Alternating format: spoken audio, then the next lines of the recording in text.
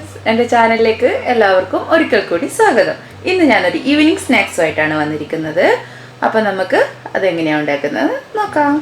ഞാനിവിടെ രണ്ട് നേന്ത്രപ്പഴം, ഈ സൈസിലുള്ള 2 നേന്ത്രപ്പഴം മിക്സിയിലിട്ട് ഒന്ന് അരച്ചെടുത്തിട്ടുണ്ട്. അതുപോലെ തന്നെ ഒരു 3 ബ്രെഡ് മിക്സിയിലിട്ട് പൊടിച്ചെടുത്തതാണ്. ഇതൊന്നും ചൂടാക്കുകയോ ഒന്നും ചെയ്തിട്ടില്ല, പച്ചയ്ക്കുള്ള ബ്രെഡ് തന്നെ ഞാൻ അങ്ങനെ പൊടിച്ചെടുത്തിട്ടാണ്. ഇതൊരു 3 ബ്രെഡ് ഉണ്ട്. അപ്പം നമുക്ക് കുറച്ചായിട്ട് ഈ അരച്ച് വെച്ചിരിക്കുന്ന പഴത്തിലേക്ക് ഇട്ട് കൊടുക്കാം. കുറച്ചായിട്ട് മിക്സ് ചെയ്തെടുത്താൽ മതി. ഇതിലേക്ക് നമുക്ക് കുറച്ച് ഏലക്കാപ്പൊടി കൂടെ ഇട്ട് കൊടുക്കാം. ഒരു പിഞ്ച് ഏലക്കാപ്പൊടി, ഒരു 2 ടേബിൾ സ്പൂൺ പഞ്ചസാര കൂടെ ചേർത്ത് കൊടുക്കാം. ഇനി എല്ലാം കൂടെ മിക്സ് ചെയ്ത് കൊടുക്കാം. കുറച്ചുകൂടെ ബ്രെഡ് ക്രംസ് ഇട്ട് കൊടുക്കുന്നുണ്ട്.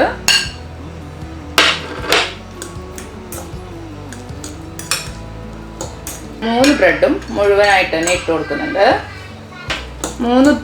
മൂന്ന് ബ്രെഡും നമുക്ക് ആവശ്യമായിട്ട് വന്നിട്ടുണ്ട്. നമുക്കത് ഫുള്ളായിട്ട് മിക്സ് ചെയ്തെടുക്കാം. എല്ലാം മിക്സ് ആയിട്ടുണ്ട്. നമുക്ക് ഇനി ഇത് മാറ്റി വയ്ക്കാം. ഇനി അടുത്തതായി ഒരു പാത്രത്തിൽ 2 ടേബിൾ സ്പൂണോളം മൈദ എടുത്തിട്ടുണ്ട് ഞാൻ.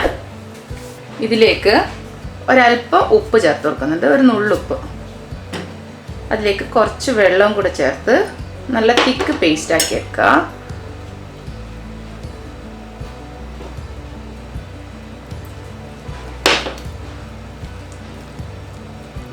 മൈദ കലക്കിയെടുത്തിട്ടുണ്ട്. ഇനി നമുക്ക് കയ്യിൽ അല്പം നെയ്യ് തടവുക. എന്നിട്ട് നമ്മൾ നേരത്തെ ആക്കി വെച്ചിരിക്കുന്ന ഈ കൂട്ട് എടുത്തിട്ട് നിങ്ങൾക്ക് ഇഷ്ടമുള്ള ഷേപ്പിൽ ആക്കിയെടുക്കാം. ഞാനിപ്പോൾ നമ്മുടെ ഉന്നക്കായൊക്കെ ഇല്ലേ, ആ ഒരു ഷേപ്പിലാണ് എടുക്കുന്നത്. ഇതാ, എന്നിട്ട് നമുക്ക് ഈ മൈദയിലേക്ക് ഇത് മുക്കിയെടുക്കുക.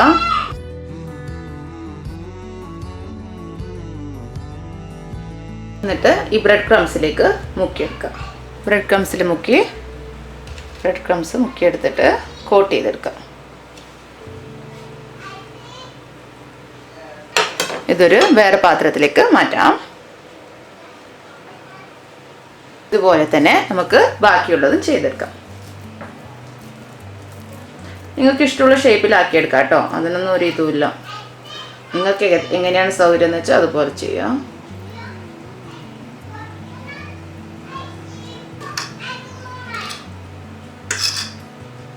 കയ്യിൽ ഒട്ടിപ്പിടിക്കാതിരിക്കാണ്ടിരിക്കാൻ വേണ്ടിയിട്ടാണ് ഇങ്ങനെ ചെയ്യുന്നത്. അങ്ങനെയാകുമ്പോൾ നമുക്ക് കയ്യിൽ ഒട്ടിപ്പിടിക്കില്ല. കറക്റ്റായിട്ട് റോൾ ചെയ്തെടുക്കാനും പറ്റും.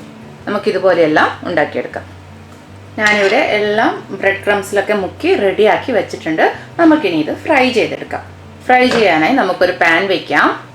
സ്റ്റൗ ഓൺ ചെയ്ത് കൊടുക്കുക. പാൻ ചൂടായ നമുക്ക് ഇതിലേക്ക് എണ്ണ ഒഴിച്ചു കൊടുക്കാം.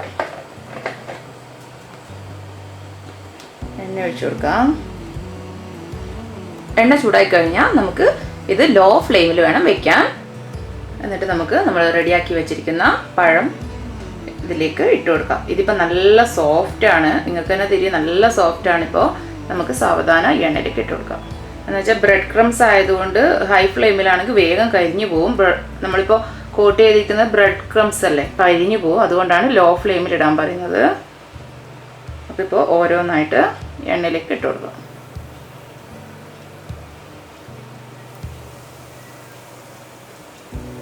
വളരെ പെട്ടെന്ന് തന്നെ നമുക്കിത് റെഡിയാക്കി എടുക്കാവുന്ന ഒരു ഐറ്റമാണ്. നേന്ത്രപ്പഴവും ബ്രെഡും കൈമേലുണ്ടെങ്കിൽ നമുക്കിത് വേഗം തന്നെ ഉണ്ടാക്കിയെടുക്കാം.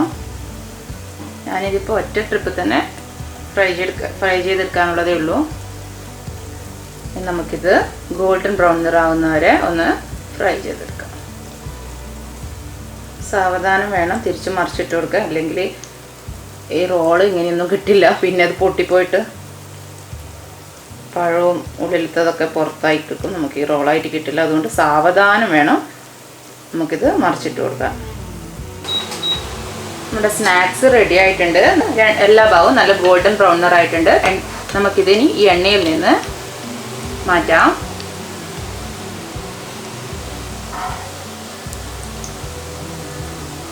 ഇതാ എല്ലാം ഫ്രൈ ചെയ്ത് മാറ്റി വെച്ചിട്ടുണ്ട്. നിങ്ങളും ഇതുപോലെ ട്രൈ ചെയ്ത് നോക്കുക. എന്നിട്ട് അഭിപ്രായങ്ങൾ കമൻറ്റ് ബോക്സിൽ ഇടാൻ മറക്കരുത്. ആദ്യമായിട്ടാണ് എൻ്റെ ചാനൽ കാണുന്നതെങ്കിൽ സബ്സ്ക്രൈബ് ചെയ്യാനും മറക്കരുത്.